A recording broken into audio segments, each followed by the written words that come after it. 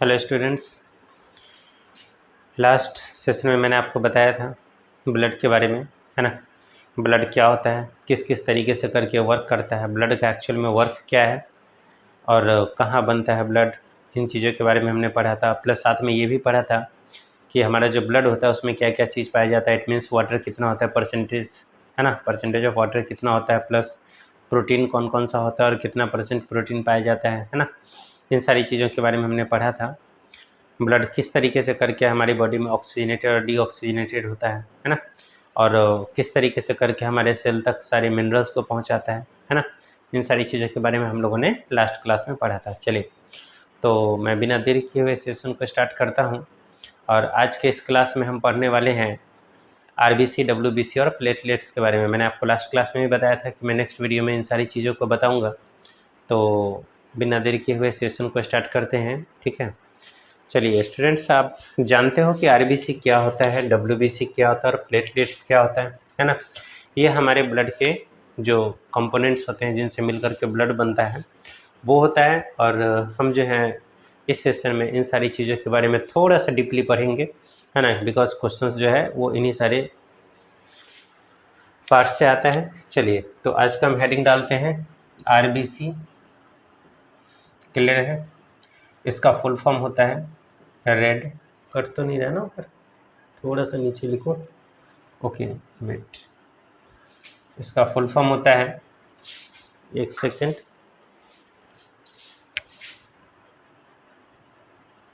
Red blood कॉर्पस्कल्स। इसे हम हिंदी में बोलते हैं लाल रक्त कणिका। याद रखिएगा स्टूडेंट्स, बहुत सारे इसको रेड ब्लड सेल्स बोलते हैं।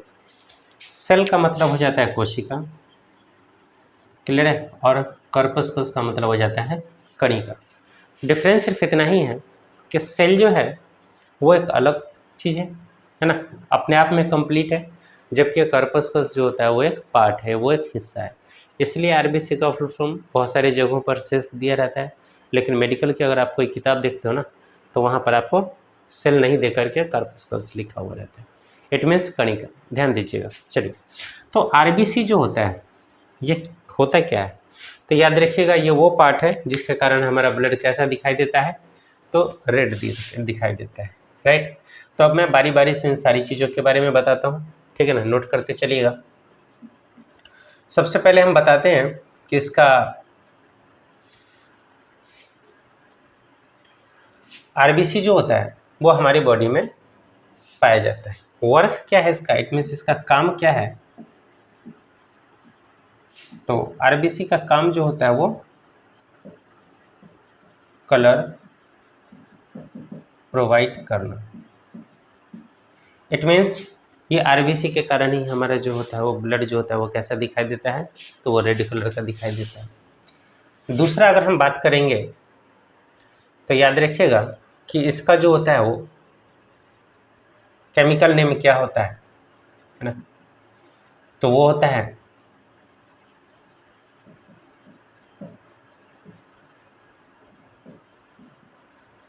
एरिथ्रोसाइट। इसे क्या कहा जाता है, एरिथ्रोसाइट। क्लियर है, बात समझ में। इट मीन्स क्या है, आरबीसी का जो नेम है वो क्या कहलाता है, एरिथ्रोसाइट, है ना। इसे हम एरिथ्रोसाइट से भी जानते हैं। क्लियर है, एक सेकंड।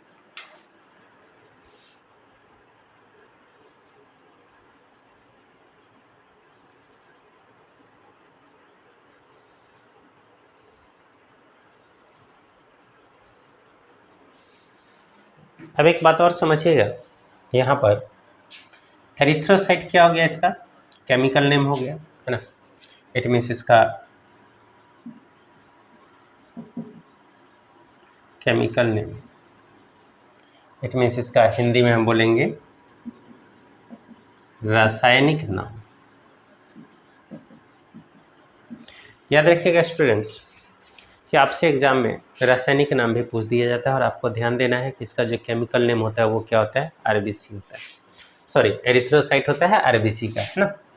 अगर आपसे पूछा जाएगा कि इसका अमाउंट कितना होता है, अमाउंट मतलब मात्रा कितनी होती है आरबीसी की, तो वहाँ पर हमारा बहुत आसान सा जवाब होगा कि लगभग 4 से 5 मिलियन। क्लियर है। अगर आपसे पूछा जाएगा कि इसका जीवन काल कितने दिन का होता है, लाइफ स्पैन, इट मीन्स अगर हम हिंदी में बात करते हैं जीवन काल, तो कितने दिन का होता है, तो याद रखिएगा इसको जो लाइफ होता है वो कितने दिन का होता है, 120 दिन।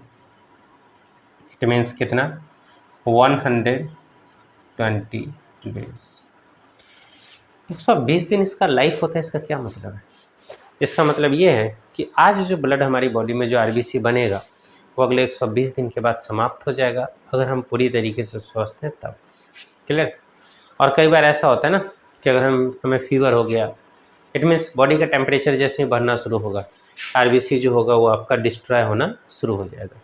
जैसे आपने देखा होगा डेंगू हो जाता है, मलेरिया हो जाता है, तो इंसान को वीकनेस फील होने लगता है, तो उसका सबसे बड़ा रीज़न हो जाता है आरबीसी का टूटना। ठीक है। अभी मैं वो भी आपको बताऊंगा। जॉन्डिस हो जाता है तो उसमें भी जो होता है आरबीसी टूटना शुरू हो जाता है। ठीक है, आएंगे थोड़ा सा डिजीज़ के बारे में, बीमारियों के बारे में बताऊंगा, तब जा करके हम आते हैं। चलिए ध्यान दीजिएगा। तो इसका जीवन काल कितने दिन का होता है, तो याद रखिएगा 120 दिन का होता है। ठीक है, बात समझ में आए कि नहीं। इसका जो वर्क है, काम जो है, वो कलर प्रोवाइड करना तो है ही है, उसके अलावा एक और काम है और वो बहुत इंपॉर्टेंट है, और वो क्या है पता है,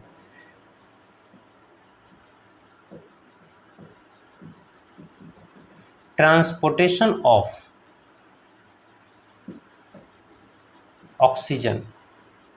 और ये किसकी मदद से करता है, तो याद रखिएगा ये हीमोग्लोबिन की मदद से करता है।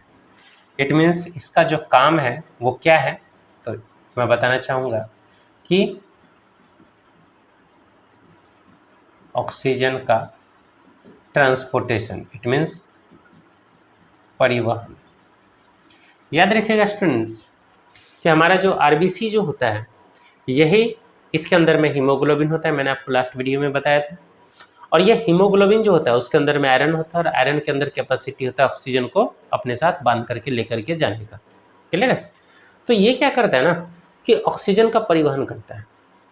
और याद रखिएगा इसके साथ साथ में जो होता है ये क्या बोलते हैं, मिनरल्स का भी ट्रांसपोर्टेशन करता है। इट मीन्स हमारा जो पोषक तत्व होता है उसको भी क्या करता है, ये लेकर के जाने का काम करता है। अब आपसे पूछा जाएगा कि क्या पूरा 100% ऑक्सीजन को ट्रांसपोर्टेशन यही करता है क्या, या और भी कोई है, तो याद रखिएगा हमारा आरबीसी जो होता है वो 98% ऑक्सीजन का ट्रांसपोर्टेशन करता है। तो फिर 2% जो होता है वो कौन करता है सर, तो याद रखिएगा 2% जो होता है वो कौन करता है, वो प्लाज्मा करता है।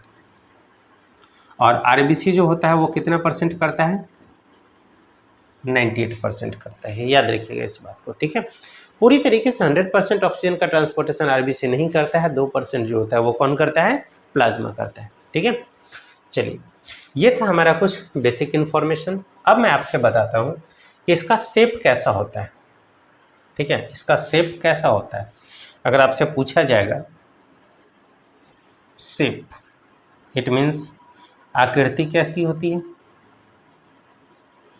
किसकी आकृति की बात कर रहे हैं, तो याद रखिएगा ये आरबीसी क्या करती है, टैबलेट शेप्ड होती है।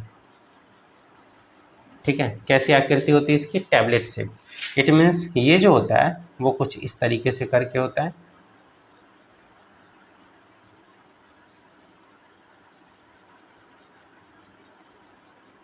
क्लियर है। इट मीन्स जैसे हमारा टैबलेट होता है ना दिखने में, वो सेम टू सेम इसका शेप होता है। किसकी बात कर रहे हैं हम, आरबीसी की बात कर रहे हैं। ठीक है, अगर हम आपसे पूछें कि आरबीसी में, नेक्स्ट सवाल, क्या इसमें न्यूक्लियस होता है, इट मीन्स क्या नाभिक होता है, इसमें केंद्रक होता है, नाभिक नहीं, नाभिक तो केमिस्ट्री में होता है, केंद्रक होता है। अब सवाल ये उठता है कि केंद्रक से क्या ताल्लुक है, तो मेरी बात ध्यान से समझिएगा। अगर ये आरबीसी में न्यूक्लियस नहीं पाया जाता, पहले मैं इसको लिख देता हूँ, है ना, आरबीसी में यानी कि केंद्रक नहीं होता है। बात समझ में आया कि नहीं? अगर इसके अंदर में केंद्रक होता तो इसकी संख्या कैसे बढ़ती? तो इसकी संख्या बढ़ती सेल डिवीजन से। मैंने आपको सबसे पहले कोशिका के बारे में बताया था, तो कोशिका विभाजन इसमें होना शुरू हो जाता और इसकी संख्या बढ़ती चली जाती। लेकिन क्या होता है कि आरबीसी में न्यूक्लियस नहीं होता है, याद रखिएगा, है ना। और न्यूक्लियस नहीं होगा तो याद रखिएगा इसमें क्या हो जाएगा, फिर इसमें फिर सेल डिवीजन नहीं होगा। याद रखिएगा सेल डिवीजन नहीं होगा, ठीक है। इसमें क्या हो जाएगा, सेल डिवीजन नहीं होगा। सेल डिवीजन नहीं होगा तो फिर एक बात बताइए, ये बनेगा कहाँ, आरबीसी बनता कहाँ है? तो याद रखिएगा बनता कहाँ है ये, तो बोन मैरो में बनता है। बोन मैरो में बनता है।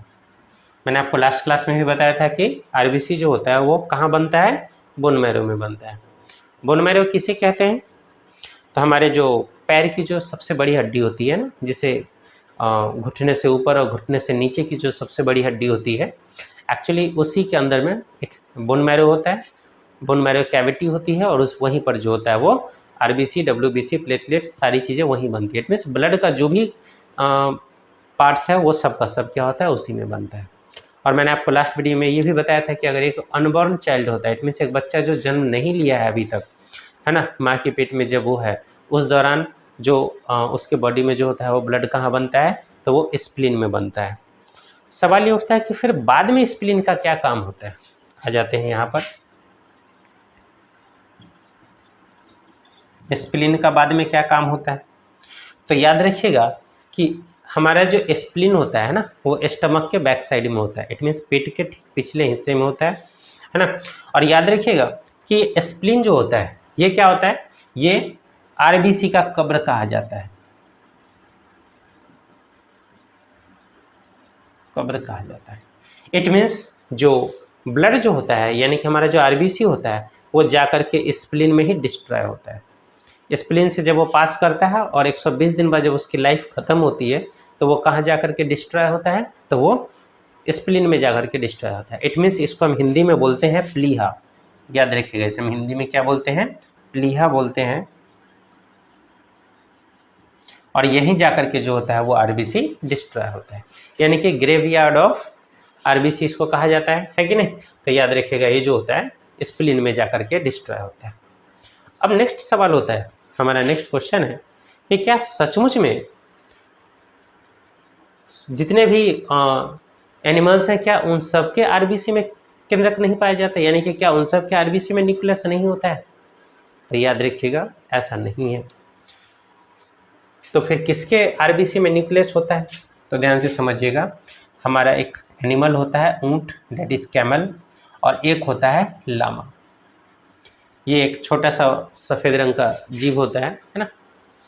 तो ऊंट और लामा इन दोनों के आरबीसी में केंद्रक होता है। मतलब क्या कि इनके आरबीसी में क्या होता है सर, तो इनके आरबीसी में केंद्रक होता है। बात समझ में आया कि नहीं, क्लियर? ये था हमारा आरबीसी, ठीक है। चलिए फिर से एक बार समझ लीजिएगा कि RBC full form red blood corpuscles, it means Hindi में इसे लाल रक्त कणिकाएं बोलते हैं। कोशिकाओं का इस्तेमाल नहीं कीजिएगा, आपके लिए बेटर रहेगा, है ना। कई बार क्या होता है रेड ब्लड सेल्स लिख देते हैं इजी वे में, है ना, कुछ ध्यान में नहीं आता, लेकिन आपको याद रखना है कि इसका जो ओरिजिनल नेम होता है वो आरबीसी लाल रक्त कणिकाएं होती है। वर्क काम क्या है सर इसका, कलर प्रोवाइड कराना। क्या और कोई दूसरा काम है? तो याद रखिएगा ट्रांसपोर्टेशन ऑफ ऑक्सीजन, है ना। और ये ऑक्सीजन को ट्रांसपोर्ट करने के लिए कौन इसमें रिस्पॉन्सिबल होता है? तो आरबीसी के अंदर में जो हीमोग्लोबिन पाया जाता है ना, यही हीमोग्लोबिन जो होता है वो रिस्पॉन्सिबल होता है। इट मीन्स ये हीमोग्लोबिन जो होता है वही ऑक्सीजन का ट्रांसपोर्टेशन करता है। इसका एक और नाम, इट मीन्स केमिकल नेम बोल सकते हैं इसको, रासायनिक नाम बोल सकते हैं। तो ये क्या होता है, तो ये इसका नाम है एरिथ्रोसाइट, है ना। एरिथ्रोसाइट बोला जाता है आरबीसी का रासायनिक नाम, ठीक है। अब हम बात करते हैं अमाउंट कितना होता है, तो लगभग 4 to 5 मिलियंस होता है ना। 4 to 5 मिलियंस कितनी में, क्या फुल बॉडी में? नहीं, तो वहाँ पर हमारा जवाब होगा mm3, है ना। ये इसके वॉल्यूम के हिसाब से बताया गया है, आयतन के हिसाब से बताया गया है ना। आपको बहुत अच्छे से पता होगा मैथमेटिक्स में जब कभी भी हम क्यूब का इस्तेमाल करते हैं, इट मीन्स क्या है, ये लंबाई गुने चौड़ाई गुने ऊंचाई, इट मीन्स आयतन की बात कर रहे हैं, है ना। मैं आपको मैथ की क्लास में भी बताता रहता हूँ, तो ध्यान दीजिएगा। mm3 मतलब कि लगभग हम ऐसा बोल सकते हैं कि 1 mm3 में जो होता है वो लगभग 4 to 5 मिलियंस इनकी संख्या होती है, ठीक है। चलिए अब हम बात करते हैं इसका लाइफ स्पेन यानी जीवन काल कितने दिन का होता है। तो याद रखिएगा आरबीसी का जो जीवन काल होता है वो 120 दिन का होता है।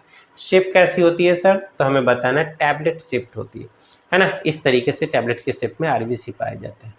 अब हम बात करते हैं क्या ऑक्सीजन का ट्रांसपोर्टेशन जो करता है, ये तो क्या ये पूरे ऑक्सीजन का ट्रांसपोर्टेशन करता है? तो नहीं, आपको याद रखना है 98% ऑक्सीजन का ट्रांसपोर्टेशन आरबीसी करता है और 2% जो ऑक्सीजन बच जाता है उसका ट्रांसपोर्टेशन कौन करता है? प्लाज्मा करता है। क्लियर है।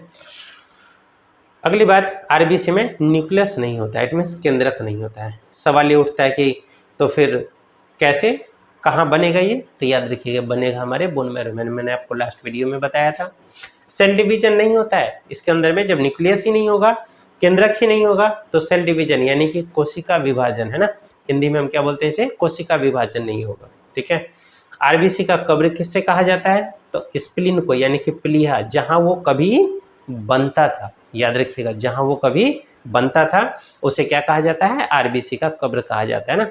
एक अनबॉर्न चाइल्ड है, नवजात बच्चा है, जो सॉरी अजन्मा यानी कि जिसने जन्म नहीं लिया अभी, तो उसके स्प्लीन में बनता है। जन्म लेने के बाद, है ना, जैसे जैसे उसकी हड्डियां डेवलप होने लग जाती है तो ये कहाँ बनना शुरू हो जाता है? बोन मैरो में बनना शुरू हो जाता है। क्या सारे जीवों के आरबीसी में केंद्रक नहीं होता है? तो याद रखिएगा 2 जीव ऐसे भी हैं जिनके आरबीसी में केंद्रक होता है और वो है ऊंट और लामा, याद रखिएगा, ठीक है। चलिए, तो ये तो कुछ बेसिक इन्फॉर्मेशन आरबीसी के बारे में, है ना। आप इन सारी इन्फॉर्मेशन को जरा 2 सेकंड में आपको टाइम दे रहा हूँ, फटाफट नोट कर लीजिएगा, ठीक। चलिए नोट कीजिए।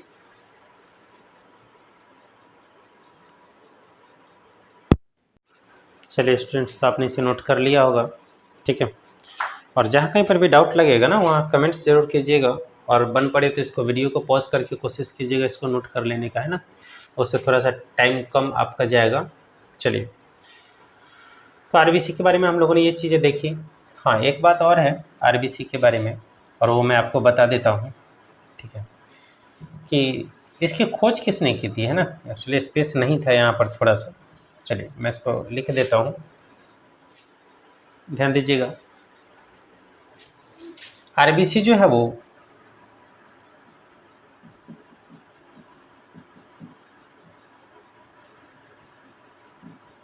डिस्कवर्ड बाय, है ना, इट मीन्स इसकी खोज की गई थी। तो किसने किया था? तो याद रखिएगा ये एक साइंटिस्ट थे जिनका नाम था जन,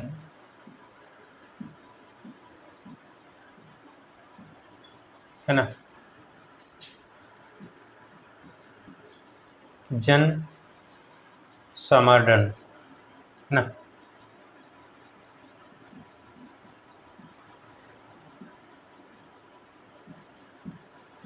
क्लियर? जन समरडन, ये इन्होंने क्या किया था? आरबीसी का डिस्कवर किया था, है ना। अगर आपसे पूछा जाए कि आरबीसी का स्ट्रक्चर किसने दिया था,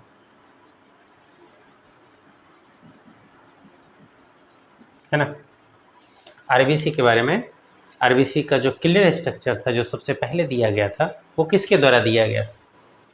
तो याद रखिएगा वो हमारे बहुत ही जाने माने, है ना,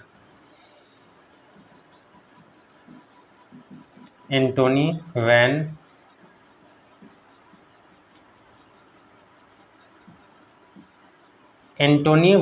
ल्यूवेनहोइक, एंटोनी वैन ल्यूवेनहोइक, इन्होंने क्या किया था? इन्होंने आरबीसी के स्ट्रक्चर के बारे में बताया था कि इस प्रकार की इसकी संरचना होती है ना। लेकिन सबसे पहले डिस्कवर्ड किसने किया था? जन श्वार्टम, इन्होंने डिस्कवर्ड किया था। क्लियर है? अब अगर आपसे पूछा जाए कि हमारे ब्लड सर्कुलेटरी सिस्टम के बारे में किसने बताया था, तो मैं आपको फिर से एक बार रिपीट कर देता हूँ blood circulatory system, it means हमारा जो रक्त परिसंचरण तंत्र होता है, हमारा जो रक्त परिवहन तंत्र होता है, इसके बारे में है ना। इट मीन्स अगर आपसे पूछा जाए ब्लड सर्कुलेटरी सिस्टम किस किस तरीके से करके ब्लड सर्कुलेट होता है ना, इट मीन्स हम इसको हिंदी में बोल सकते हैं हम क्या, रक्त परिवहन, या फिर कहीं कहीं पर परिसंचरण भी लिखा हुआ मिलेगा, परिसंचरण तंत्र। इसके बारे में किसने बताया था,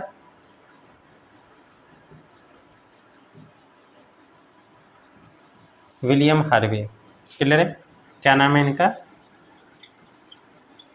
विलियम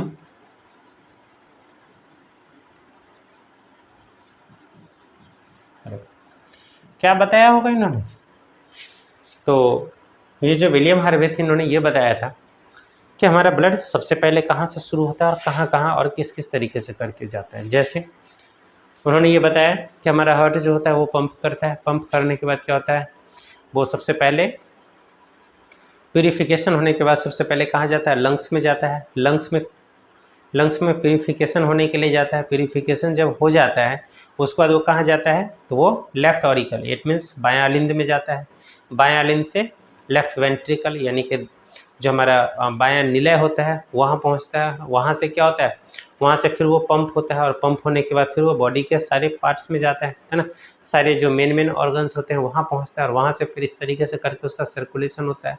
और ये किसके थ्रू होता है, तो ये आर्टरी के थ्रू होता है, इट मीन्स धमनी के थ्रू होता है। फिर उन्होंने क्या बताया कि वापस से जो डीऑक्सीजनेटेड ब्लड होता है ना, यानी कि अपना ऑक्सीजन रिलीज कर देने के बाद वहाँ से कार्बन को लेकर के वापस आता है, और वो वापस किससे आता है, तो वेन से आता है, इट मीन सिरा से होते हुए आता है। और कहाँ पहुँचते हैं, तो सबसे पहले पहुँचता है राइट ऑरिकल में, और फिर जाकर के वहाँ से पहुँचता है कहाँ, राइट वेंट्रिकल में, इट मीन्स दायां अलिंद में, और फिर जाकर के दायां नीले में। और फिर दायां नीले से पंप जब होता है तो फिर ये कहाँ पहुँचता है, तो फिर ये वापस लंग्स में पहुँचता है प्यूरिफिकेशन के लिए। तो इन सारी चीज़ों के बारे में सबसे पहले किसने बताया था, तो विलियम हार्वे ने बताया था, जिसे हम बोलते हैं रक्त परिवहन तंत्र या फिर परिसंचरण तंत्र। लेकिन आरबीसी की डिस्कवरी सबसे पहले किसने किया था, यानी कि सबसे पहले किसने बताया आरबीसी के बारे में, तो याद रखिएगा ये थे जॉन स्वार्डनम, है ना। और स्ट्रक्चर किसने दिया था, तो एंटोनी वैन लीeuwenhoek, है ना, जिन्होंने क्या किया था, कौन से सेल का खोज किया था, ये आप मुझे कमेंट्स करके बताओगे। इनके बारे में मैंने स्ट्रक्चर ऑफ सेल में बताया था कि एंटोनी वैन लीeuwenhoek ने सेल का स्ट्रक्चर बताया था, लेकिन वो किस टाइप का सेल था। ठीक है, चलिए, तो ये थे हमारे कुछ आरबीसी के बारे में। अब हम बात करते हैं डब्ल्यूबीसी के बारे में। याद रखिएगा आरबीसी का काम क्या होता है, ऑक्सीजन का ट्रांसपोर्टेशन, और प्लस उसके साथ साथ में क्या करना, बताइए, इसको रेड कलर प्रोवाइड करना। ठीक है, चलिए अब हम बात करते हैं कुछ डब्ल्यूबीसी के बारे में, है ना। मैंने आपको बताया था कि इस वीडियो में मैं आपको आरबीसी, डब्ल्यूबीसी और प्लेटलेट्स तीनों चीज़ों के बारे में बताऊंगा।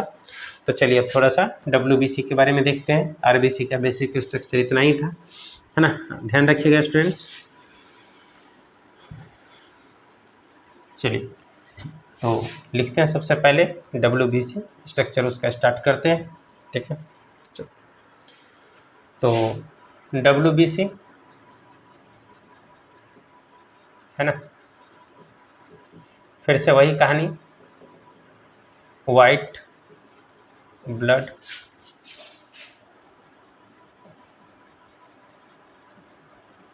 कॉर्पस्कल्स, है ना, आरबीसी वाइट ब्लड कॉर्पस्कल्स। ठीक है, बात समझ में आया कि नहीं। इसका केमिकल नेम क्या होता है, फिर से वही कहानी, केमिकल नेम, किसका केमिकल नेम सर, आरबीसी का, सॉरी डब्ल्यूबीसी का। तो याद रखिएगा, अरे ये ऊपर चला गया क्या, ओहो, एक सेकेंड स्टूडेंट्स, ओके।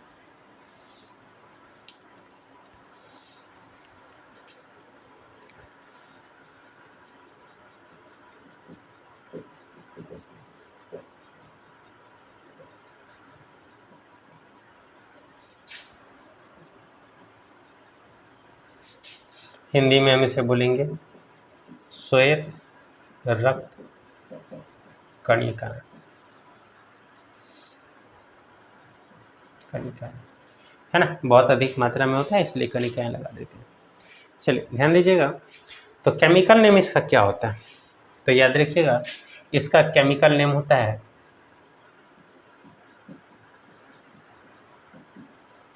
ल्यूकोसाइट। ठीक है, इसका रासायनिक नाम क्या होता है?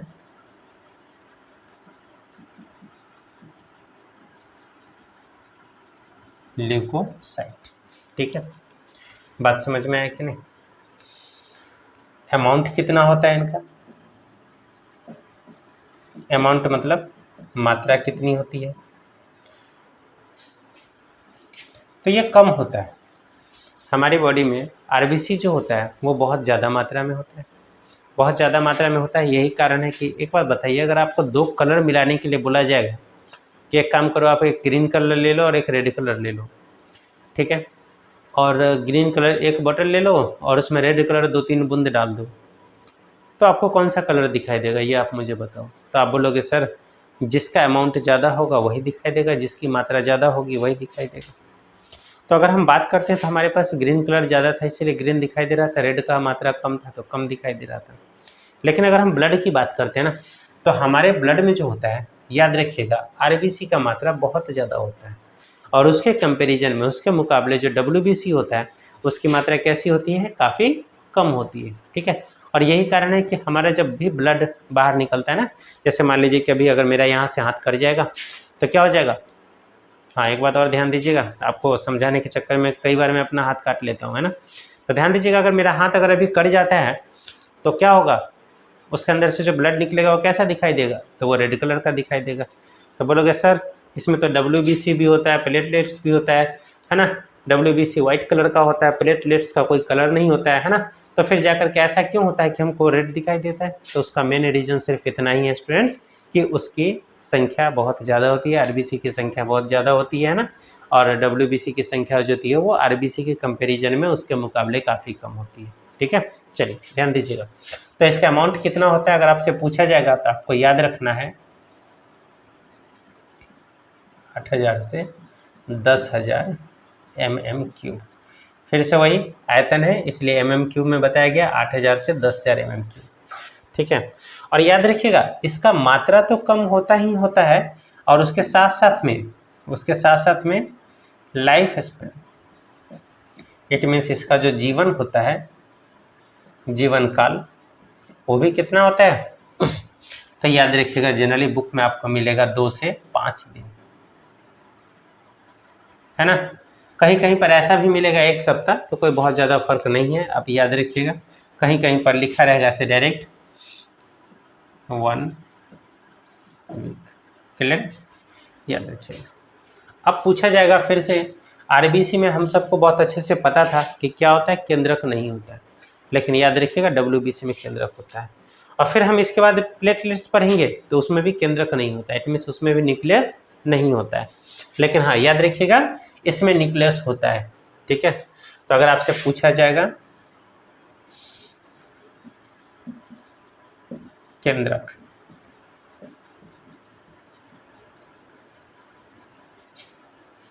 है ना, तो केंद्रक क्या होता है? केंद्रक होता है, इट मीन्स क्या होगा, इसमें सेल डिवीजन होगा, है ना, इसमें क्या हो जाएगा? सेल डिवीजन होगा। दूसरी बात हम ऐसा बोल सकते हैं कि इसमें डीएनए और आरएनए भी होगा। ठीक है, बात समझ में आया कि नहीं? अब आपसे पूछा जाएगा इसका फॉर्मेशन कहाँ होता है, इट मीन्स ये बनता कहाँ पर है। ठीक है, तो कहाँ बनता है फिर से बताइए? बोन मैरो, है ना, इट मीन्स हम इसे बोलेंगे हिंदी में अस्थि मज्जा में। याद रखिएगा स्टूडेंट्स, हमने एक लाइन में कॉमन बात जानते हैं, फर्स्ट वीडियो में मैंने आपको बताया ब्लड के बारे में जब बता रहा था तब, कि हमारा जो बोन मैरो होता है उसमें ब्लड बनता है। तो एक कॉमन सी बात है कि हमारा जो ये डब्ल्यूबीसी है ये भी तो ब्लड का ही पार्ट है ना। तो ऐसा कुछ परेशान होने का जरूरत नहीं है कि अगर हमसे ब्लड ना पूछ करके और एग्जाम में अगर ऐसा करता है क्या कि हमसे अगर ये पूछ दिया जाएगा कि आरबीसी कहाँ बनता है, डब्ल्यूबीसी कहाँ बनता है, तो आपको परेशान होने का जरूरत नहीं है कि हाँ आरबीसी कहाँ बनता है, डब्ल्यूबीसी कहाँ बनता है, प्लेटलेट्स कहाँ बनता है। आपको डायरेक्ट समझना है कि जहाँ ब्लड बनता है वहीं सब बनेगा, है कि नहीं? क्लियर है? चलिए, तो ये था हमारा बेसिक इन्फॉर्मेशन WBC के बारे में, एक बार इसको देख लीजिए। फिर से मैं बता देता हूँ, WBC white blood cells, white blood corpuscles, इसमें श्वेत रक्त कणिकाएं, केमिकल नेम क्या है इसका, ल्यूकोसाइट, ठीक है ना। अमाउंट कितना होता है, लगभग 8000 से 10,000 mm³ होता है ना। उसके बाद बात करते हैं जीवन काल कितने का होता है, तो 2 से 5 दिन होता है। इट मीन्स कहीं कहीं पर आपको 1 वीक भी लिखा हुआ मिलेगा, तो ऐसा कुछ परेशान होने का जरूरत नहीं है, लेकिन 2 से 5 दिन जो है वो हमारा सही होता है कि एवरेज वैल्यू होता है। अब हम बात करते हैं न्यूक्लियस, यानी कि केंद्रक होता है इसके अंदर में, ठीक है। और केंद्रक होता है इसलिए क्या होता है, इसमें सेल डिवीजन भी होगा, इसमें DNA RNA भी होगा। फॉर्मेशन इसमें से बनता कहाँ है, तो याद रखिएगा ये बोन मैरो में बनता है, ठीक है। अच्छा हाँ, इसका वर्क क्या होता है, इट मीन्स ये काम क्या करता है, तो याद रखिएगा इसका काम जो होता है वो होता है हमारे इम्यून सिस्टम को बूस्ट करना। इम्यून सिस्टम मतलब हमारी इम्यूनिटी को बूस्ट करना।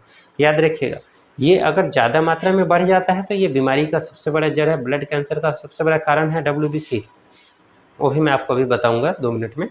लेकिन याद रखिएगा कि इसका काम है क्या करना, इम्यूनिटी को बूस्ट करना। बात समझ में आए कि नहीं। हमारा जब हम ब्लड टेस्ट कराने के लिए जाते हैं तो डॉक्टर जो होता है RBC तो देखता है कि कितना अमाउंट है, लेकिन उसके साथ साथ सबसे पहले WBC देखता है, ठीक है। चलिए बात करते हैं वर्क क्या है। Boost immunity,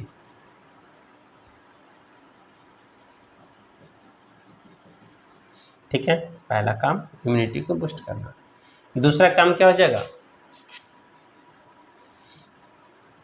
protect against illness, यानी कि बीमारियों से लड़ने से हमें मतलब लड़ने में मदद करता है, ठीक है। अगेंस्ट एंड डिजीज, है ना। इट मीन्स ये क्या करेगा, इम्यूनिटी सिस्टम को हम बोलते हैं हिंदी में प्रतिरक्षी तंत्र या प्रतिरक्षा तंत्र, क्लियर है।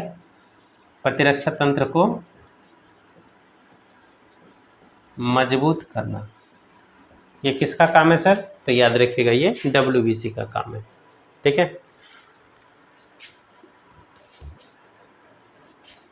Protect against illness and disease, it means बीमारी से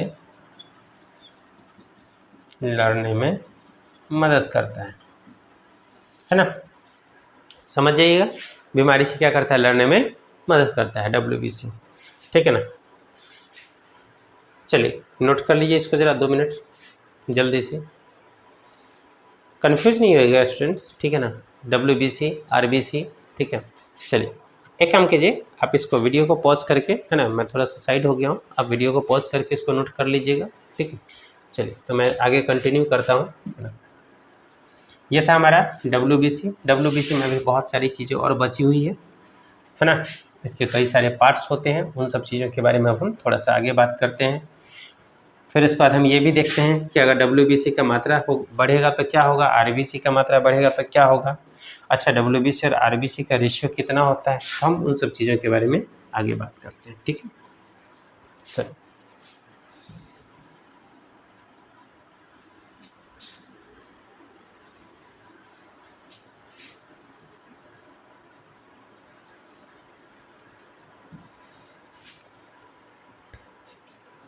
याद रखिएगा ये जो हमारा WBC होता है ना, एक्चुअली अगर मैं बात करूं तो ये 2 टाइप का होता है, ठीक है। बात समझ में आ रहा है कि नहीं। ये क्या होता है, ये 2 टाइप का होता है।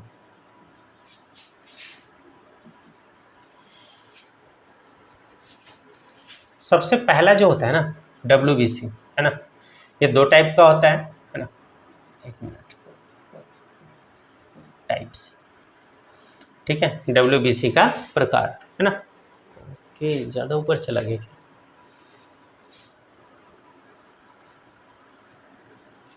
एक मिनट रुकिएगा।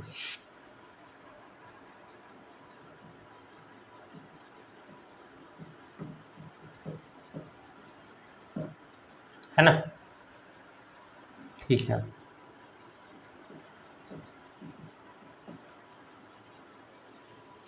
जानते हो आप, जिस टाइम में मैं इस वीडियो को शूट करता हूँ उस टाइम में यहाँ पर कोई नहीं होता है, इसलिए मुझे पता भी नहीं चलता कि कई बार कि कट रहा है या क्या हो रहा है।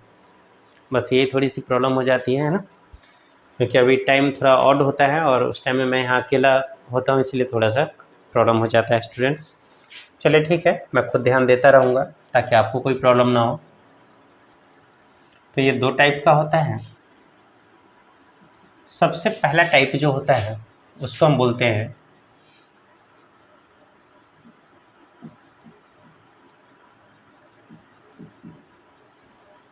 ग्रैनुलोसाइट्स, और जो दूसरा टाइप होता है इसे हम बोलते हैं, इसको भी इसी मार्कर से मैं लिखता हूँ,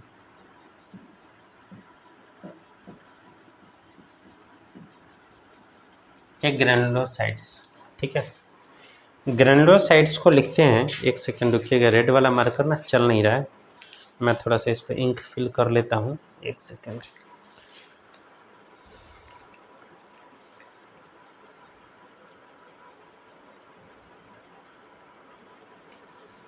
चलिए, एक्चुअली क्या है ना, रेड कलर थोड़ा सा कम यूज होता है, इसलिए ये मार्कर ना कभी कभी काम नहीं करता है ना। हमारा बॉडी की तरह ये भी होता है, हम फिजिकली अपने आप को जितना ज़्यादा काम में लगाते हैं, मेहनत करने में लगाते हैं, तो हमारा बॉडी भी वैसे ही काम करता है, सेम टू सेम वैसे ही ये भी है ना। चलिए ध्यान दीजिएगा, ग्रैनुलोसाइट्स इसे हम बोलते हैं कणीय प्रकृति, है ना। इसमें से ऐसा हम बोल सकते हैं कि ये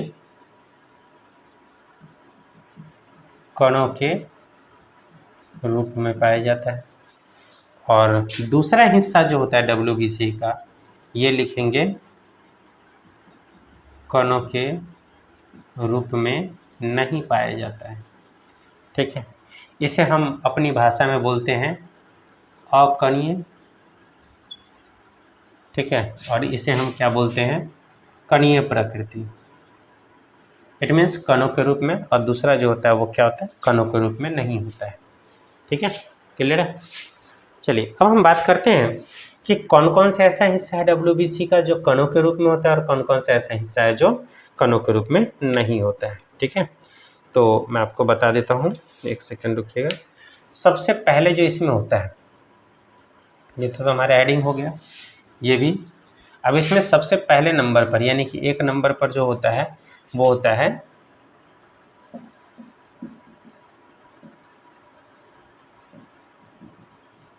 न्यूट्रोफिल्स। दूसरे नंबर पर जो होता है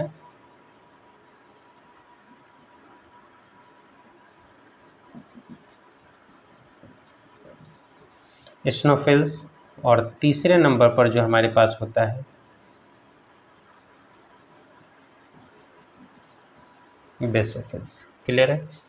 अगर मैं परसेंटेज की बात करूं तो इसका जो परसेंटेज होता है वो 60 to 70% होता है। एसिनोफिल्स जो होता है वो लगभग 1 to 4% होता है।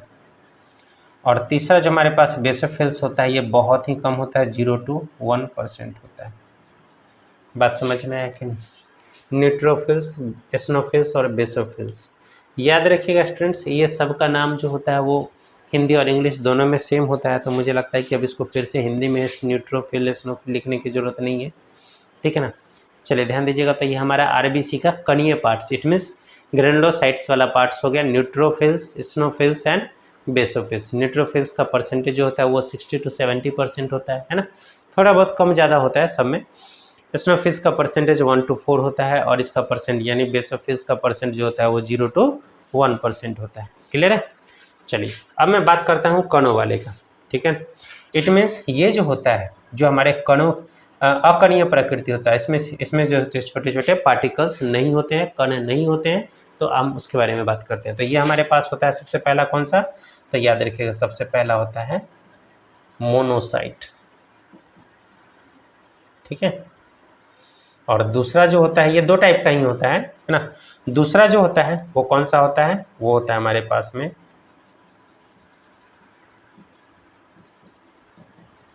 लिम्फोसाइट। मोनोसाइट की अगर हम बात करते हैं तो इसका जो परसेंटेज होता है वो होता है 5 से 10%।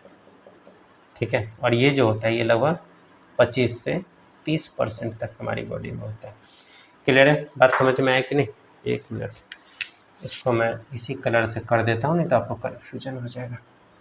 इसको मैं कर देता हूँ 5 से 10%, और इसकी अगर मैं बात करता हूँ 25 से 30%।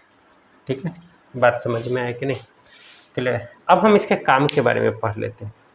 इसका काम क्या होता है? इट मीन्स अगर आपसे पूछा जाएगा, अब आप एक बात तो याद रखिएगा, अगर आप अपने घर में किसी का अगर ब्लड रिपोर्ट लेकर के देखोगे ना, तो आपको यही सारी चीज़ें मिलेंगी। WBC मिलेगा, WBC के सारे पार्टिकल्स मिलेंगे, RBC मिलेगा, RBC में उसका कितना है कि नहीं, प्रति 100 क्या बोलते हैं 100 ml में कितना होना चाहिए RBC, तो 15 ग्राम कम से कम होना चाहिए, है ना।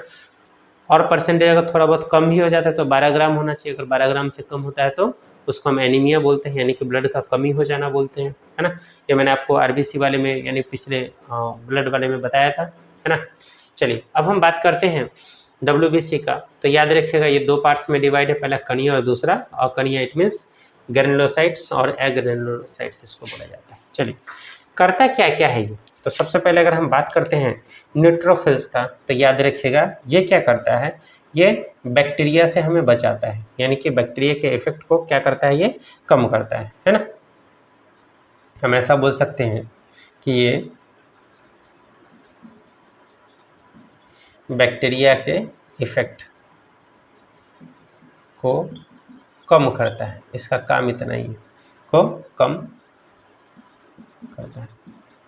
बात समझ में आया कि नहीं? दूसरा अगर आपसे पूछा जाएगा एसिनोफिल्स क्या करता है, तो याद रखिएगा इसका काम है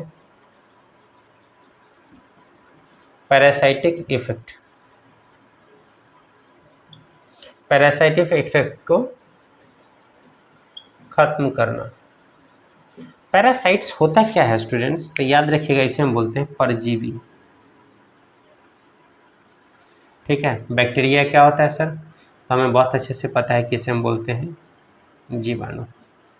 बहुत सारे बैक्टीरिया हमारे लिए फायदेमंद है, लेकिन बहुत सारे क्या है, नुकसानदायक है।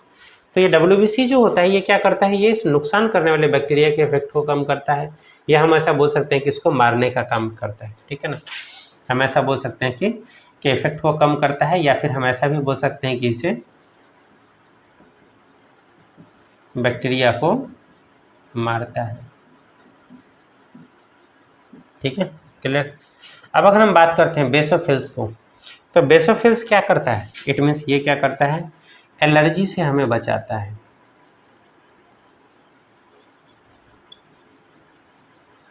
इसको मैं थोड़ा सा लिख देता हूँ, प्रोटेक्ट फ्रॉम एलर्जी।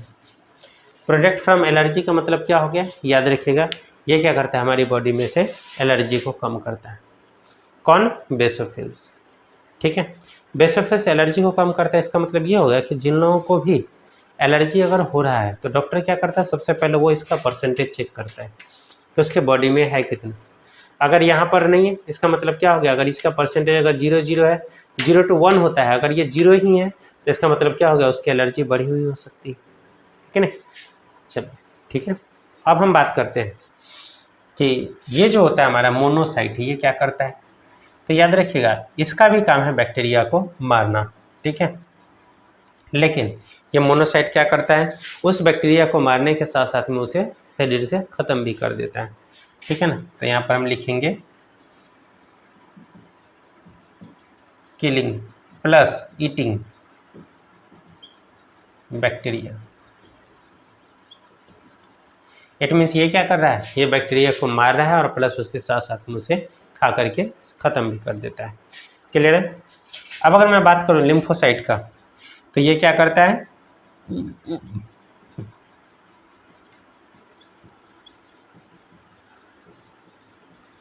एंटीबॉडी बनाने का काम करता है। बात समझ में आया कि नहीं? लिम्फोसाइट जो होता है वो क्या करता है, प्रोड्यूस एंटीबॉडी। इट मीन्स ये क्या करता है, एंटीबॉडी बनाने का काम करता है। ठीक, याद रखिएगा स्टूडेंट्स एक बात और यहाँ पर कि ये जो होता है ना, ये सबसे बड़ा भाग होता है मोनोसाइट। ठीक है, सबसे बड़ा हिस्सा होता है ये क्या चीज़, मोनोसाइट। मैंने आपको बताया कि परसेंटेज कितना होता है, लेकिन सबसे ज़्यादा मात्रा में या सबसे बड़ा हिस्सा यही बोला जा सकता है, ठीक है ना। सबसे बड़ा भाग, इट मीन्स ऐसा बोल सकते हैं कि साइज के अनुसार, अगर आपसे पूछा जाएगा ना, सबके साइज को अगर हम बगल बगल में रख दें और आपसे पूछा जाएगा कि कौन सा सबसे बड़ा है और कौन सा सबसे छोटा है, होता है ना, हम 3-4 भाई बहन होते हैं तो हमसे पूछा जाता है भाई कौन सबसे बड़ा है कौन सबसे छोटा है।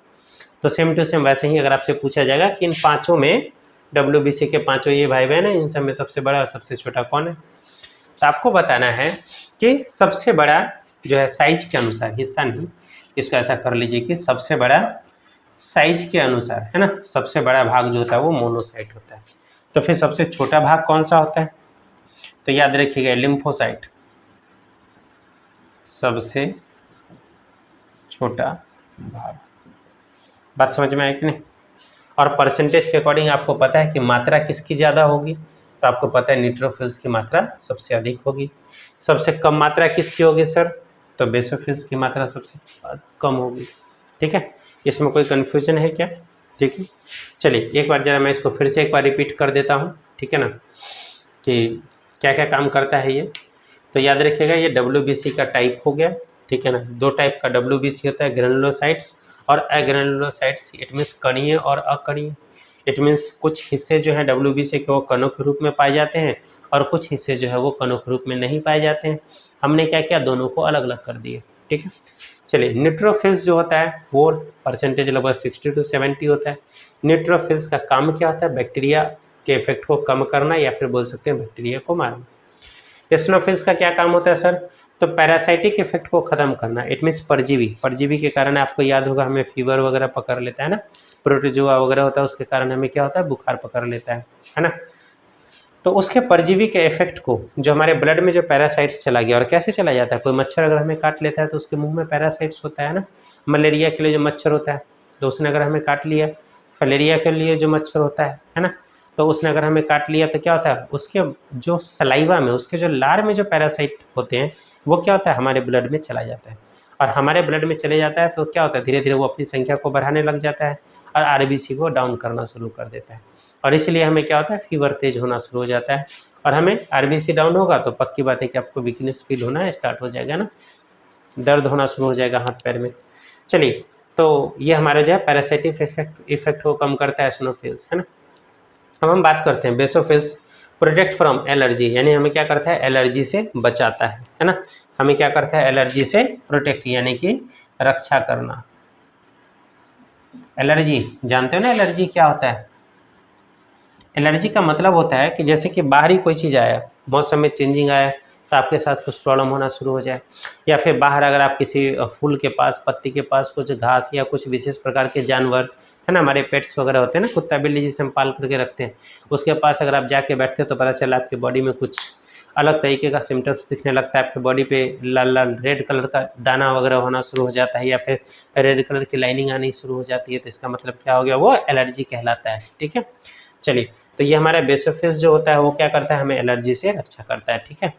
और अगर हम बात करते हैं मोनोसाइट्स का, तो ये क्या, अब हम कणों के बारे में रूप में जो नहीं होता है, इट मीन जो अकणीय प्रकृति है, जो कणों के रूप में नहीं होता उसमें आ जाते हैं, तो उसमें सबसे पहला होता है मोनोसाइट्स और दूसरा होता है लिम्फोसाइट्स। याद रखिएगा मोनोसाइट्स का काम है किलिंग प्लस ईटिंग बैक्टीरिया, 5 से 10% होता है इसका, और ये सबसे बड़े साइज का होता है ना। लिम्फोसाइट्स ये जो होता है ये सबसे छोटे साइज का होता है, 20 से 25% इसका हिस्सा होता है, और ये क्या करता है, ये एंटीबॉडी बनाने का काम करता है। एंटीबॉडी मतलब बीमारी से लड़ने की क्षमता।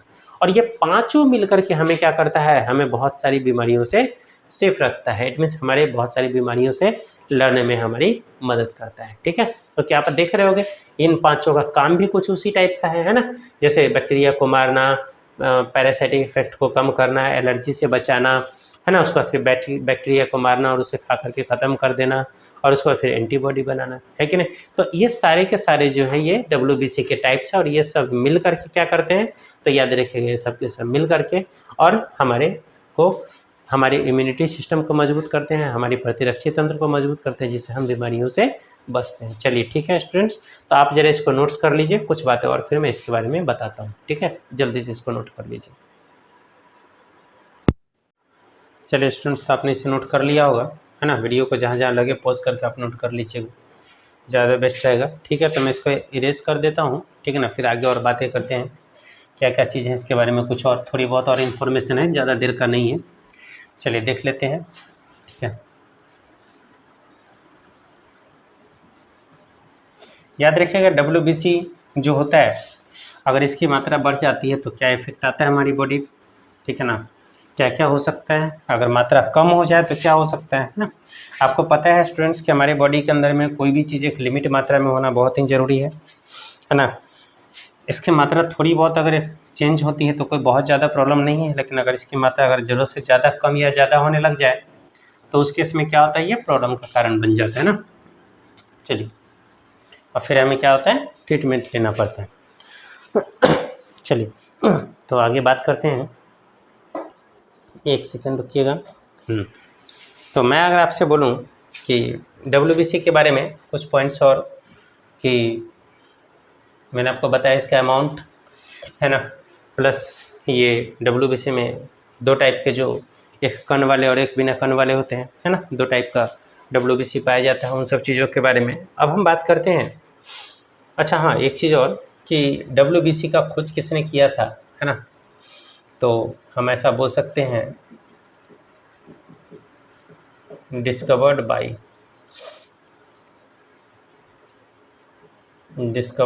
बाय आपको याद रखना है, विलियम एडिसन।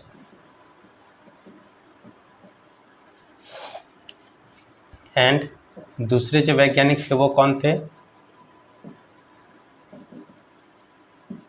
है ना, विलियम एडिसन एंड गैब्रियल, है ना। नाम याद रखिएगा, विलियम एडिसन एंड गैब्रियल, है ना। इन्होंने क्या किया था, WBC के बारे में को डिस्कवर किया था, ठीक है ना। एक बात याद रखिएगा, जो आप नोट कर लीजिएगा, मैं इसको इरेज कर देता हूँ। अब मैं अगर आपसे पूछूं कि WBC और RBC का रेशियो कितना होता है ना, मतलब कि RBC अगर हमारी बॉडी में है तो RBC और WBC का रेशियो कितना होगा। आपको पता है कि RBC और WBC हमारे ब्लड का मेन पार्ट है। RBC प्रति 700 में एक होता है WBC, याद रखिएगा 700 RBC में एक होता है WBC। अगर कहीं पर कम ज़्यादा लिखा रहता है तो कोई बात नहीं, बट जो ओरिजिनल है वो मैंने लिखा है कि 700 जो अगर RBC है तो उस पर क्या हो जाएगा, एक होगा WBC, यानी कि इसकी संख्या में इतना ज़्यादा का रेशियो है। बात समझ में आया कि नहीं, क्लियर समझ में? मैंने आपको बताया था कि WBC का अमाउंट कितना होता है, तो WBC का अमाउंट जो होता है वो कितना मैंने बताया था अभी 8000 से लेकर के और 10,000 तक, क्लियर है।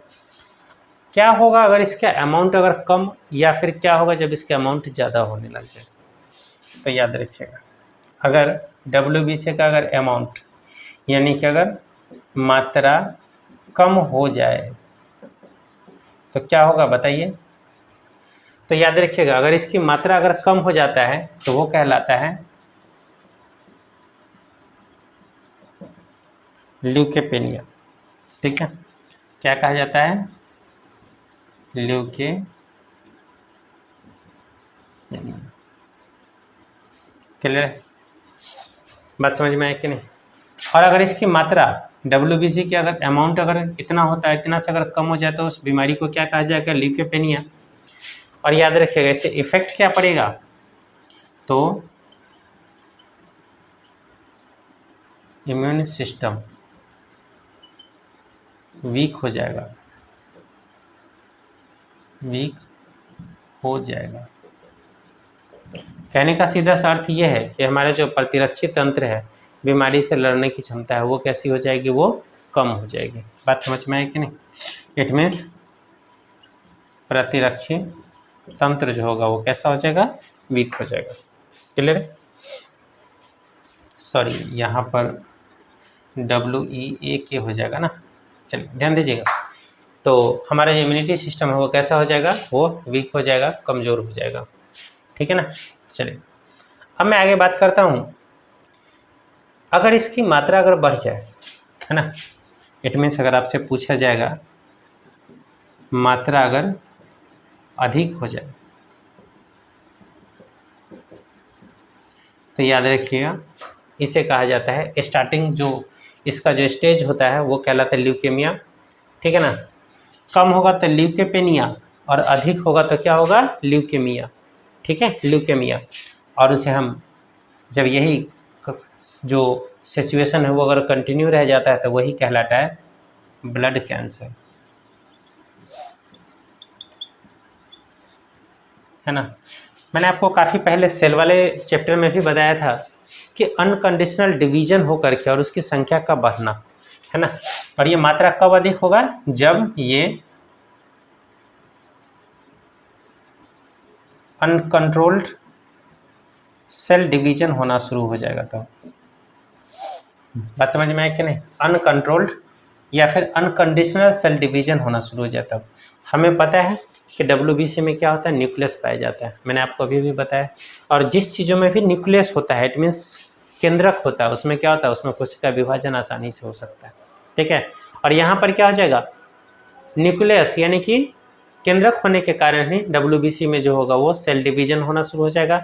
और जब ये अनकंट्रोल्ड हो जाएगा, इट मीन्स एक लिमिट से ज़्यादा मात्रा में सेल डिवीजन होना शुरू हो जाएगा, तो क्या हो जाएगा, वो ब्लड कैंसर का कारण बनेगा। या फिर आप बोल सकते हो कि अगर किसी को ब्लड कैंसर हुआ है तो इसका सीधा सा मतलब है कि उसका जो WBC है वो उसमें सेल डिवीजन जो है वो बहुत ज़्यादा तेज़ी से हो रहा है। क्या करता है ये, तो याद रखिएगा ये WBC जो है वो क्या करेगा, उसकी संख्या जैसे ही बढ़ेगी वो RBC को खाना शुरू कर देगा और धीरे धीरे करके उसको ख़त्म करना शुरू कर देगा। तो क्या होगा, हमारे बॉडी के अंदर में ये RBC और WBC का रेशियो जो है वो गड़बड़ होना शुरू हो जाएगा, इट मीन्स उसमें चेंजिंग आना शुरू हो जाएगा। RBC कम होने लग जाएगा, WBC ज़्यादा होने लग जाएगा। और जैसे ही WBC ज़्यादा हो जाएगा तो याद रखिएगा RBC कम हो जाएगा, और जैसे ही RBC कम हो जाएगा तो क्या होगा, हमारी बॉडी के अंदर में ऑक्सीजन का सप्लाई और बहुत सारा वर्क जो है वो कैसा हो जाएगा, वो स्लो हो जाएगा, वो हमारा बॉडी जो होगा प्रॉपर तरीके से वर्क करना बंद कर देगा। और इसी स्टेज को हम क्या बोलेंगे, ब्लड कैंसर बोलेंगे। बात समझ में आया कि नहीं, क्लियर है। चलिए देख लीजिएगा एक बार, WBC का डिस्कवर किया गया था विलियम एडिसन और गैब्रियल के द्वारा, ठीक है ना। समझ में, WBC का अमाउंट 8 से 10,000 होता है। अगर इसकी मात्रा कम हो जाए तो ल्यूकेपेनिया, अधिक हो जाए तो ल्यूकेमिया, ठीक है ना। और अगर मात्रा अधिक हो जाता है तो उसका एक्चुअली ओरिजिनल नेम जो होता है वो क्या कहलाता है, ब्लड कैंसर कहलाता है, ठीक है।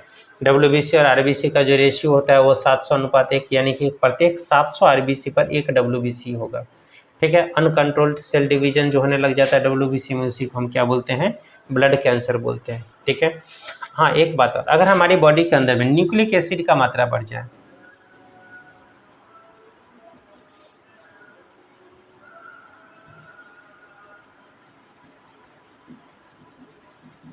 न्यूक्लिक एसिड का मात्रा अगर बढ़ जाता है तो क्या हो जाएगा, WBC भी क्या हो जाएगा, बोलिए, WBC भी बढ़ जाएगा। मतलब क्या हो गया, दोनों का रेशियो सेम चलेगा, है ना।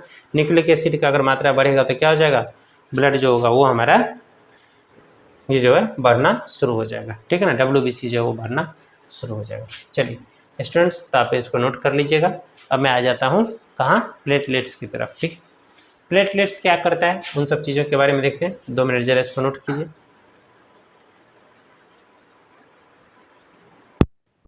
चलिए स्टूडेंट, तो आपने इसे नोट कर लिया होगा, हम आगे देखते हैं। ये हमारा WBC का पार्ट था, इसके बाद आ जाएगा प्लेटलेट्स, ठीक है ना। हमारा लास्ट टॉपिक है इस आज का, है ना। मैंने आपको बताया था RBC, WBC और प्लेटलेट्स।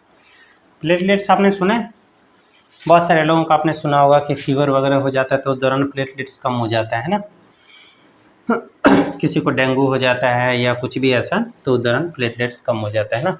डॉक्टर आपको बोलेगा प्लेटेनिजा टैबलेट खाइए, या फिर पपीते का पत्ता खाइए, या फिर पपीता खाइए, है ना। या फिर बहुत सारे लोगों को कीवी दिया जाता है प्लेटलेट्स काउंट को बढ़ाने के लिए, है ना। तो याद रखिएगा प्लेटलेट्स होता क्या चीज़ है, किस किस तरीके से करके और क्या काम करता है, इसका हमारी बॉडी में क्या रोल है, उन सारी चीज़ों के बारे में थोड़ा सा देख लेते हैं हम, ठीक है। चलिए आइए, तो हमारा लास्ट टॉपिक है आज का प्लेटलेट्स। प्लेटलेट्स, हिंदी में हम इसे बोलते हैं बिंबाणु। क्लियर है?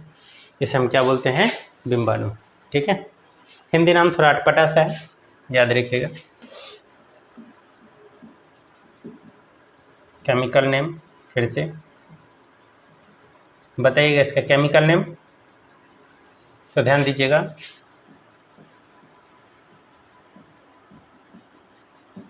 थ्रोम्बोसाइट्स। क्लियर है? डिस्कवर्ड बाय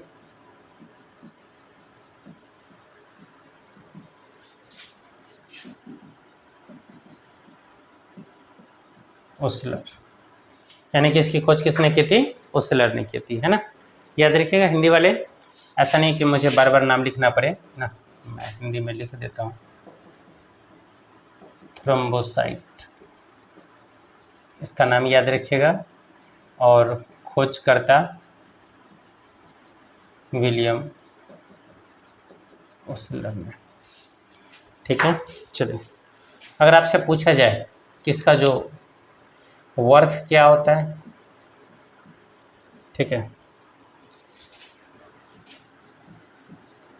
ब्लड क्लॉटिंग में हेल्प करना, है ना, यानी कि इसको मैं डिफरेंट कलर से लिख देता हूँ, रक्त के थक्का जमने में मदद करना। ठीक है, जीवन काल सर कितने दिन का होता है इसका? तो ये ठीक WBC की तरह ही है, उसमें थोड़ा 2 से 5 दिन था, ये कितना है? 5 से 7 डेज, है ना। कहीं कहीं पर 1 वीक लिखा हुआ मिलेगा, कंफ्यूज मत होइएगा, है ना, 5 से 7 दिन या फिर 1 वीक। सवाल उठता है कि क्या केंद्रक, इट मीन्स क्या न्यूक्लियस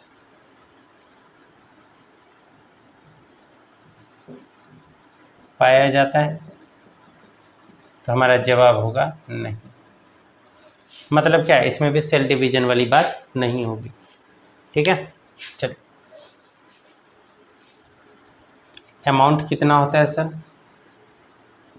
तो याद रखिएगा इसका जो अमाउंट होता है वो 2.5 लाख से लेकर के और लगभग लगभग 4 लाख तक होती है। मतलब ये हो गया कि हमारा जो प्लेटलेट्स होता है उसका अमाउंट कितना होता है? 2.5 लाख से लेकर के कितना होता है? 4 लाख के बीच में। बात समझ में आया कि नहीं? Chemical name thrombocytes, discovered by William Osler. काम क्या है? ब्लड क्लॉटिंग में हेल्प करना, रक्त के थक्का जमाने में मदद। लाइफ स्पेन यानी जीवन काल 5 से 7 दिन का होता है। क्या सवाल आएगा कि क्या इसमें केंद्रक पाया जाता है? तो आपका जवाब होगा नहीं। याद रखिएगा RBC, WBC और प्लेटलेट्स में सिर्फ WBC में ही केंद्रक पाया जाता है, इट मीन्स उसमें न्यूक्लियस पाया जाता है, और यही कारण है कि सेल डिवीजन होता है, और सेल डिवीजन जब अनकंडीशनली होता है तो ब्लड कैंसर के नाम से जाना जाता है। चलिए, तो हमारा अमाउंट कितना हो जाएगा इसका? 2.5 लाख से लेकर के लगभग 4 लाख तक। ठीक है, ये थे हमारे पास बेसिक इन्फॉर्मेशन। ठीक है, अब हम बात करते हैं कि ब्लड क्लॉटिंग में किस तरीके से करके हेल्प करता है। ठीक है, चलिए, तो इसको नोट कर लीजिएगा, वीडियो को पॉज करके मैं इसको इरेज कर देता हूँ। ठीक है ना। चलिए, याद रखिएगा सबसे ज़्यादा हमारे लिए हेल्पफुल होता है कब? ब्लड क्लॉटिंग के टाइम पे, यानी कि इसका काम ही है रक्त के थक्का जमाने में मदद करना। ठीक है, चलिए आगे देख लेते हैं।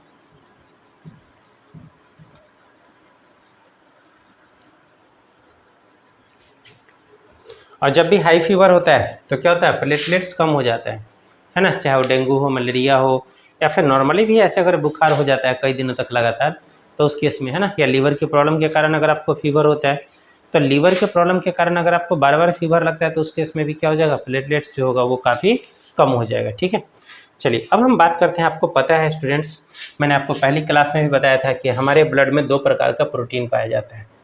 कौन कौन सा प्रोटीन था बताइएगा? हमारे ब्लड में पहला प्रोटीन जो था, है ना, वो हमारे ब्लड में जो पहला प्रोटीन था वो कौन सा था? Fibrinogen protein. और दूसरा प्रोटीन कौन सा था बताइएगा? नहीं, ये नीचे लिख देते हैं। दूसरा प्रोटीन कौन सा था? थ्रोम्बिन प्रोटीन, प्रोथ्रोम्बिन या फिर थ्रोम्बिन प्रोटीन। ठीक है, बात समझ में आया कि नहीं? तो ये किस तरीके से करके काम करता है वो देखिएगा ध्यान से। हमारे जो प्लेटलेट्स होता है उसमें क्या होता है? उसमें विटामिन के होता है, याद रखिएगा। एक हमारी बॉडी में विटामिन होता है, विटामिन के बारे में और मिनरल्स के बारे में मैं नेक्स्ट वीडियो में आपको बताऊंगा। अभी आपको सिर्फ इतना याद रखना है कि हमारा जो प्लेटलेट्स होता है उसमें क्या होता है? विटामिन के होता है ना। इट मीन्स प्लेटलेट्स में, ठीक है,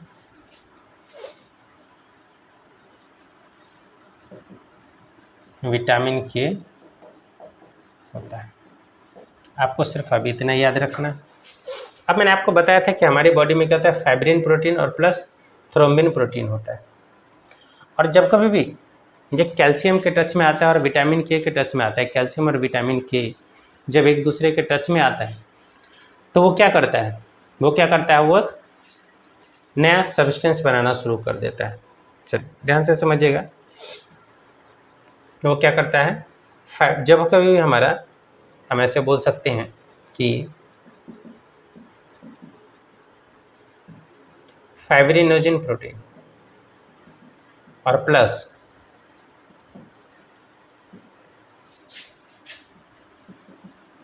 थ्रोम्बिन प्रोटीन, ये दोनों जब मिलेगा तो ये क्या बनाएगा? तो याद रखिएगा, दोनों मिलकर के फाइब्रिन प्रोटीन बनाएगा। ठीक है, ये दोनों मिलकर के क्या बनाएगा सर? ये दोनों मिलकर के फाइब्रिन प्रोटीन बनाएगा। और फाइब्रिन प्रोटीन प्लस आरबीसी, ये दोनों मिलकर के क्या करेगा बताइए? तो ये क्या करेगा? ब्लड को क्लॉटिंग में हेल्प करेगा। बात समझ में आया कि नहीं? हमारा जो फाइब्रिनोजिन प्रोटीन होता है, थ्रोम्बिन प्रोटीन होता है। एक्चुअली सबसे पहले ये थ्रोम्बिन प्रोटीन जो होता है वो प्रोथ्रोम्बिन के फॉर्म में होता है ना। और उसके ऊपर इसमें हमारा विटामिन के पाया जाता है, विटामिन के जिसे हम थ्रोम्बोप्लास्टिन कहते हैं। और ये क्या होता है? विटामिन के जो होता है ये जैसे ही कैल्शियम के संपर्क में आता है, कैल्शियम वाली चीज़ें जो हम लेते हैं उसके टच में आता है, तो ये क्या करता है? ये दोनों का दोनों मिल करके थ्रोम्बिन बना देता है। और फाइब्रिनोजिन और थ्रोम्बिन जो होता है वो मिलकर के क्या बनाता है? फाइब्रिन प्रोटीन बनाता है। और फाइब्रिन प्रोटीन प्लस आरबीसी जो होता है वो क्या करता है? ब्लड क्लॉटिंग में हेल्प करता है। बात समझ में है? अब अगर आपसे पूछा जाए, इसका मतलब ये हो गया कि क्या कैल्शियम जो होता है ना, कैल्शियम जो होता है क्या वो भी हमारे ब्लड क्लॉटिंग में हेल्प करता है? तो याद रखिए, कैल्शियम जो होता है, कैल्शियम ब्लड क्लॉटिंग में क्या करता है सर? हेल्प करता है। याद रखिएगा, ठीक है ना, हेल्प करता है, मतलब वो भी इसमें पार्टिसिपेट करता है, कैल्शियम भी ब्लड क्लॉटिंग में। अच्छा एक बात बताइए कि हमारा ब्लड जमता क्यों नहीं है बॉडी के अंदर में? तो आपको मैंने बताया था क्या पाया जाता है इसमें? हिपेरिन के कारण ब्लड जो होता है वो क्या होता है? ब्लड नहीं जमता है। कब? बॉडी के अंदर में। बात समझ में आई? हिपेरिन के कारण जो होता है ब्लड नहीं जमता है हमारी बॉडी के अंदर में। दूसरा इसका रीजन है हमारी बॉडी में ब्लड क्लॉट नहीं होने का, क्या? वो सर्कुलेशन में रहता है। मैंने आपको लास्ट वीडियो में भी बताया था इन चीज़ों के बारे में। और हिपेरिन कहाँ से आता है? कौन बनाता है हिपेरिन? तो याद रखिएगा, हमारा जो लीवर होता है ना, यानी कि यकृत जो होता है वही क्या करता है? हिपेरिन प्रोड्यूस करता है। इट मीन्स हिपेरिन बनाने का काम जो होता है वो कौन करता है? लीवर करता है। ठीक है, क्लियर है? इस तरीके से हमारा प्लेटलेट्स कम हो जाता है ना, सॉरी प्लेटलेट्स खत्म हो रहा है। एक सवाल और कि अगर प्लेटलेट्स की मात्रा अगर कम हो जाएगी, है ना, अगर मैं यहाँ पर बोलूँ कि प्लेटलेट्स कितना था? 2.5 लाख से लेकर के 4 लाख तक था हमारा अमाउंट, है ना। अगर ये 50,000 से कम होने लग जाए 50,000 से कम हो जाए तो इफ़ेक्ट क्या होगा इसका, बताइए इफ़ेक्ट क्या होगा। तो ये हो जाएगा इंटरनल ब्लीडिंग।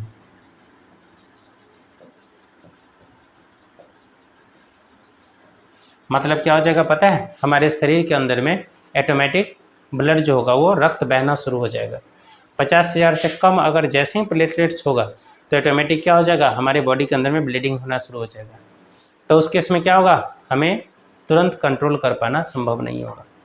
तो इसलिए जैसे ही प्लेटलेट्स की काउंटिंग कम होने लग जाती है, डॉक्टर आपको एक एडवाइस देते हैं just to be admit in hospital, यानी कि आप जल्दी से जल्दी अस्पताल में भर्ती हो जाओ, बिकॉज आपके बॉडी में प्लेटलेट्स का मात्रा कम हो रहा है। और अगर ये 50,000 से कम हो जाएगा तो उस दौरान अचानक से किसी भी इंसान को संभाल पाना बहुत मुश्किल काम हो जाता है। क्लियर है। चलिए, तो इस तरीके से करके हमारा आरबीसी, डब्ल्यूबीसी और प्लेटलेट्स तीनों का तीनों समाप्त होता है। ठीक है।